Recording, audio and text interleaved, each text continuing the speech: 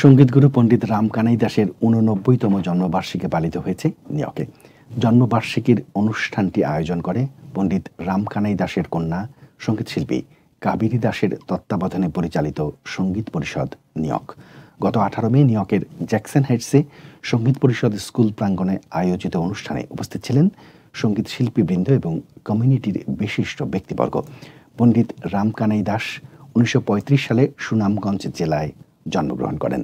সঙ্গীত ভবনে বিশেষ অবদানের জন্য ২০১৪ সালে বাংলাদেশ সরকারের দেয়া ২১ পদকে ভূষিত হন পণ্ডিত রামকানাই দাস।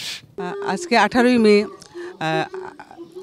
সঙ্গীত পরিষদের প্রতিষ্ঠাতা ২১ পদকপ্রাপ্ত পণ্ডিত রামকানাই দাসের ৮৯তম জন্মবার্ষিকী পালন করছি সঙ্গীত পরিষদ নিউইয়র্কের উদ্যোগে। তো আজকে আমাদের এখানে অতিথি আছেন জনাব মুত্তালিব বিশ্বাস, হাসান ফেরদৌস, কৌশিক আহমেদ, আকবর হায়দার কিরণ সহ ডক্টর সুচরিত দত্ত, অনেকেই আছেন।